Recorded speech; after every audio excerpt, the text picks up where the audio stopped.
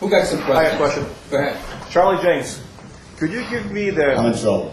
Yes, I'm looking for the radial expansion of eucalyptus wood at a relative humidity of 65% at 82 degrees. Could you please expand on that topic? Thank you very much, sir. Is that winter or summer? Spring. It's actually spring. Where's so in your arms? Okay. All right, let's have some questions. Yeah, see? All right, here we go. Yes.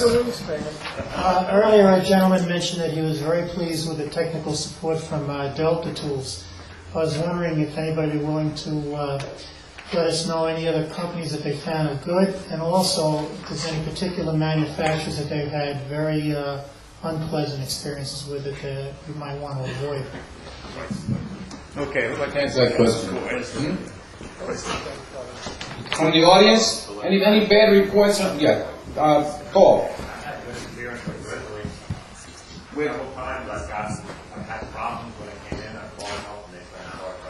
Grizzly.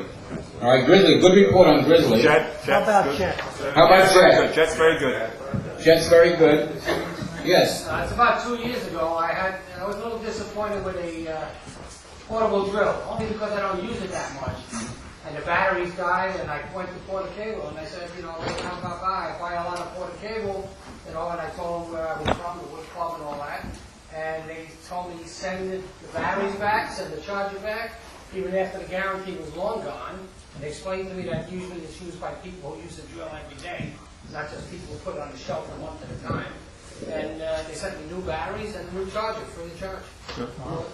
Watch Porter Cable get a whole bunch of old Gabe? drills. He brought up a really good point. The club, believe it or not, has a lot of clout with these manufacturers. If you mention you're from a woodworking club, they will give you a little more attention, believe it or not. I've noticed, I do that every time now, because they don't want 200 people ranting, about how terrible the technical support is. So that's Grizzly, good. Jet, good. Delta, good. Anybody else? Now that Mike mentioned that, I don't know if you remember, a few years back we had a pretty good relationship with DeWalt. They would actually bring club members in and do, product development and product evaluation. We did that 2 or 3 times. Yeah. And at the end of the product evaluation, we walked off with a 10-inch carbide blade or a nice DeWalt sweatshirt or a sander one time. So, it actually, they used to host our meetings for a while at Home Depot. So, Yes, in the back, Steve. I fix and repair tools every day at the shop, and really have Porter Cable, Milwaukee, have no problem with the wall, they look pretty decent. The only company I've had any problem with is Hitachi. They'll throw you on a tech line and just leave you hanging. They don't come, I get taxes every day, breakdowns on tools. They're horrible with it. They quite often send the incorrect part. That's really the only company out of all the ones mentioned. I use my own Grizzly tools myself, my own home shop. I've never had a problem with them on the tech line. So out of all of them, the only problem that consistently I've had a problem with is Hitachi. So Microsoft problem. Maybe you should have said it. What do you got? What do you got? No? Okay. Who else? Yes. Oh. Poor report on skill. I think I can vouch for that too. I had poor results at skill. Craftsman. That's when I was buying Craftsman. Craftsman, yeah. I got a Senko nailer. I thought there was something wrong with it, but out of the box it wasn't. I called them, and they didn't want a receipt. They didn't want anything but my address to say we'll send you a new one. They didn't want the old one back. Nothing. Just we'll send you a new one right off the bat. What was it? Senko. I also had a great experience with Ryobi. All right, I know that everybody poo-poos them because they're exclusive at Home Depot, but they actually do make very good cordless drills, and they're very lightweight, but very, very, very well made. And if it fails to operate, and they have a 2-year warranty on these tools, which is more than most manufacturers. But if you have any problems with it, like the motor burnt out about almost 2 years into one of my drills, no questions asked, they just sent me another one. They had me bring it to an authorized repair place just to verify that the motor was shot, and then they just sent it to me. So Ryobi is actually good technical custom service too. I also heard something good about Harbor Freight. You know, you buy something from Harbor Freight, and you reported something was wrong, or the casting was poor. Yeah, they send you a new piece, a new part, and they respond very well.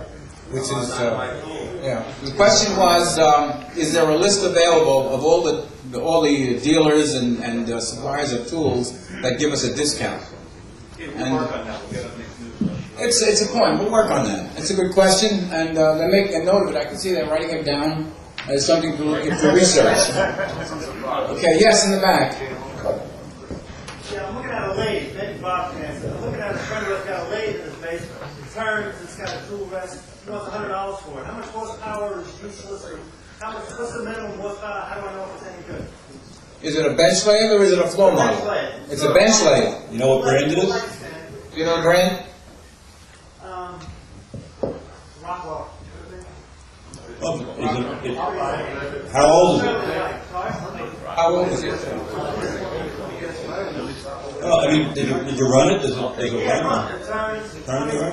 What do I need to check? Horsepower? I mean, what do I Well, it's probably like a homeowner model like we had at the last seminar. It's probably 3/4 horsepower. I think.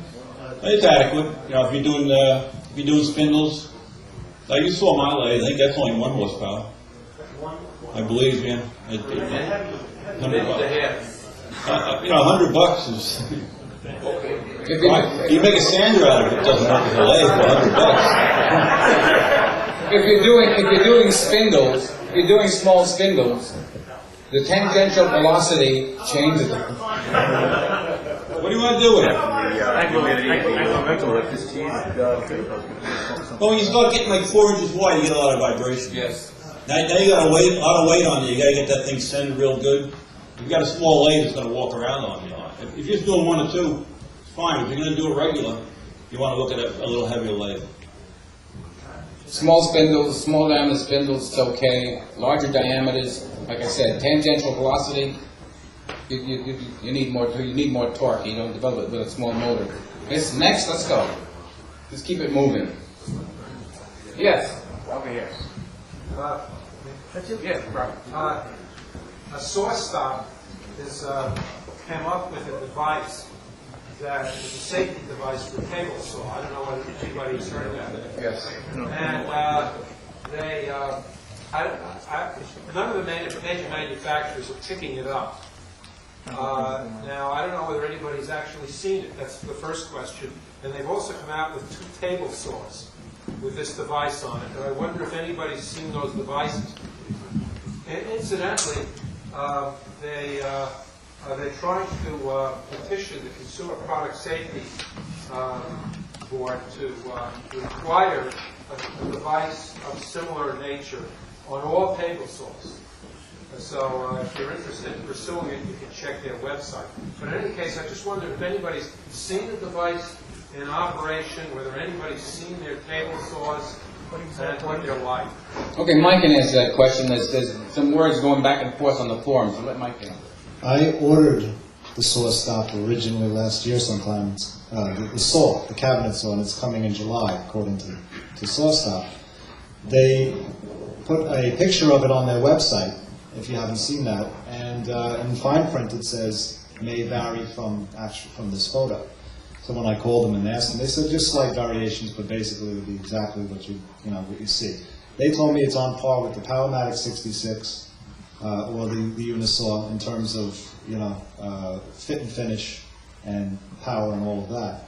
And from the very beginning of SawStop, which is a great idea, but it was invented by, was it a lawyer or a... No, a lawyer would only steal it. He wouldn't. He's been very controversial because apparently whatever figures he's going to the manufacturers with, they're balking at. He wants too much, and that seems to be the obstacle with the manufacturers. Not to mention that there's a liability issue somewhere with them as well, with using that SawStop.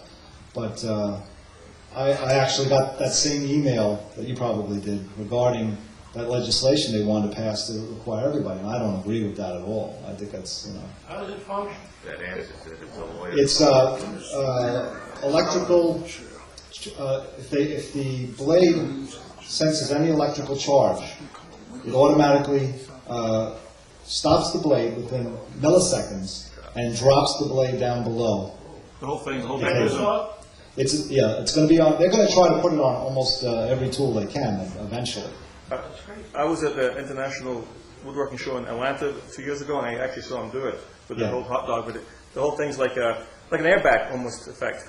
It's gone that quick. It's very, very fast, and it is very effective. And they have a demonstration video on their website. They run a hot dog right up against the spinning blade, and as soon as the hot dog touches. Boom! It's down, and you barely get nicked. I don't know why he doesn't use his hand to demonstrate. It does not. It does not sense wood. It's only some kind of electrical charge. The problem is that if you buy a Unisaw today, you can probably keep that saw in good shape regardless of what happens to the company. You buy the saw stop, every time it engages that safety device, you need new parts. That's right. Yeah. That's right. It's $75 a pop. And if the saw is $2,500, and if that company goes out of business, and you engage the safety device a couple of times, you don't have spare parts, you can't convert it to a regular table saw. Yeah, but if you engage that saw once, I think it pays back $2,500. That's a little more than Band-Aids. Yeah. Yeah. For me, I think it's How can you great. engage it? I mean, If I'm going to instruct people on table saw, I'd rather have them use that and know that they're a little bit safer. For if I lose $2,500 after a couple of years, it's still worth it to me. Because what I'm trying to do is. Would you be willing to have those of us who are interested come and see the saw after you get it? Absolutely. Yeah. Right. Just let us know. Just bring your hot dog. Supposed to be here in July. I bring one all the time. Let's keep it down because this is a ploy. They're looking for a petition in order to have this thing implemented put into law. Look, if you build it and it works, they will come, right? Isn't that what they say? So let them make their own saw. When you told me you ordered the saw, I remember I contacted them and they said there's no way to retrofit it to any saw, and that was over a year ago. Have you seen what the Farnock saw is actually going to look like? They still maintain that what you see on the website. This is they contacted me about a month ago, I'd say, and just to let me know that everything is moving along and that they expect it to be done in July. And they said it really isn't going to vary from what you see on the website. That black cabinet saw. The fence is supposed to be a Biesmeyer type fence, and everything else about it is supposed to be Finishing, turning, or yes, Joe. I guess a question for Charlie Morris. I just finished a cutting board, and I wish I had seen this earlier, with mineral oil. Have you had any experiences with it, and how long will it take to dry?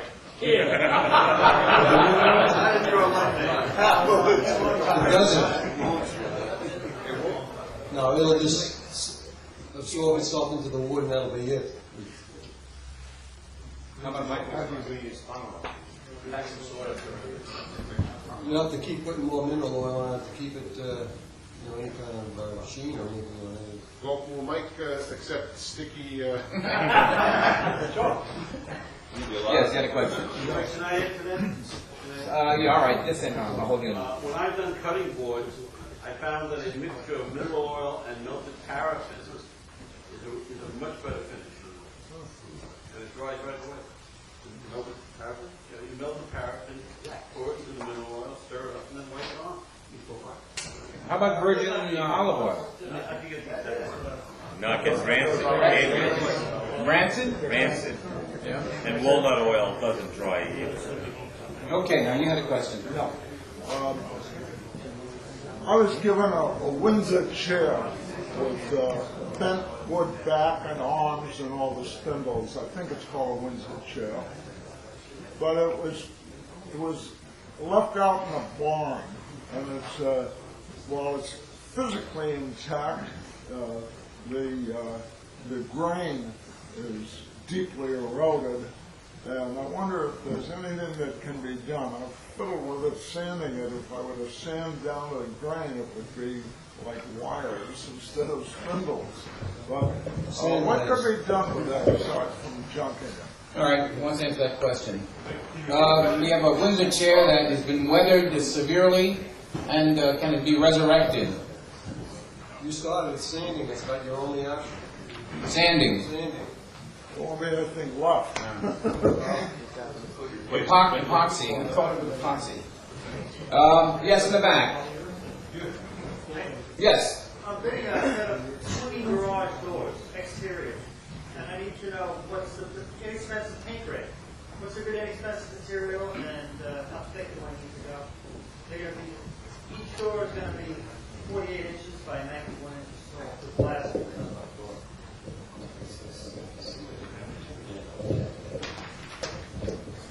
Probably cedar. What are you going to finish it with? Or you're not Painted. Painted. Spruce.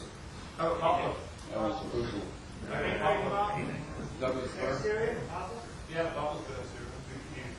I would use poplar. I would go, personally, I would go with cedar. Luan. Luan will go far, it'll delaminate. And fur? Done with fur? And you get a little expensive too. I don't know, where are you going to get your wood? Well, J&A, wood ply, wherever I can get it. Yeah, if you really want to, I was just down in Rosenzweig in the Bronx. I go there a lot. Where? Rosenzweig in the Bronx. Oh, okay. They're on 135th Street, right over the Triborough Bridge. And the first exit off in the Bronx, it's on 135th Street. They're right there, and they got a basement. It's a big old warehouse, and they got a basement full of cedar, all grades. So if you wanted to pick through it, you could. You look at cedar first? I- Look at cedar first? Yeah, cedar is not really a strong wood, but it holds up quite well. But as far as strength goes, it's not really. If you're going to make a really long door or a heavy, big heavy door, but Teak. yeah, I would go with cedar. If you go with anything other than cedar, make sure that you prime oil-based primer, and don't skimp on the primer, because that'll preserve the wood and probably last as long as unprotected cedar would, as long as you maintain it. In the back. You design. Does anybody have any experience with cypress? Cypress. Door or wood? Yes, cypress. Cypress is I good. don't know how available. It also all depends on what your design is going to be. How you're going to 6 build. lights on top and 2 or 3 vertical panels on the bottom 2/3. Yeah, I wouldn't use plywood, that's for sure. I'm sorry? I wouldn't use any kind of Luan plywood or definitely not. Exterior plywood. What's the budget? The budget is going to be about $1,500 a door.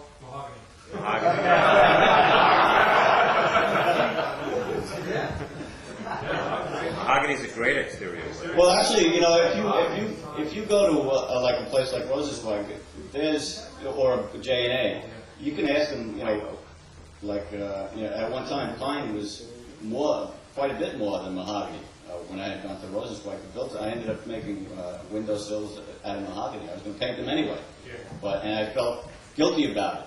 But pine was just way too much. As for cypress, back in the old days, and I can vouch for that. We used to use cypress for posts rather than steel posts. We used posts, but they stand up and they even petrify somewhat. I have an old house and we still have some.